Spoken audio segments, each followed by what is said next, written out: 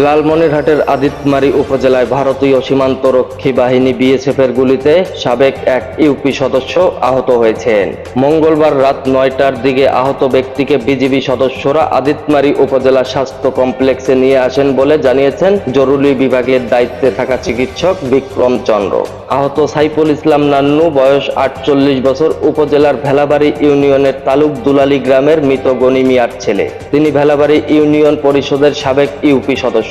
Lalmonirhat 15 BGB ব্যাটালিয়নের অধিনায়ক মোফাজ্জল হোসেন বলেন, সীমান্তে বিএসএফের গুলিতে একজন আহত হয়েছে বলে শুনেছি। সীমান্তের নির্ভরযোগ্য একাধিক সূত্র নাম প্রকাশ না করার শর্তে জানান, ভারতীয় গরু পাচারকারীদের সহায়তায় সন্ধ্যার পরে তালুক দুলালী বড় মালদি সীমান্তের 21 নং পিলার এলাকায় কাঁটাতারের বেড়ার পাশে নিজের পরিচালিত চরকা বসাতে যান গরু ব্যবসায়ী সাইফুল ইসলাম নান্নু সহ কয়েকজন রাখাল।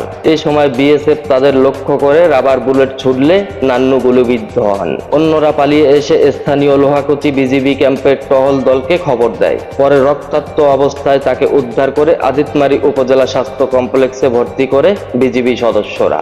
এদিকে লালমনিরহাট নিউজ 24 অনলাইন অনুসন্ধানী নিউজ টিমকে চিকিৎসক ডাক্তার বিক্রম চন্দ্র বলেন, সাইফুল ইসলাম নান্নুকে পিঠের নিচে গুলিবিদ্ধ অবস্থায় হাসপাতালে নিয়ে আসেন বিজিবি সদস্যরা। তাকে প্রাথমিক চিকিৎসা দিয়ে রংপুর মেডিকেল কলেজ হাসপাতালে পাঠানো হয়েছে।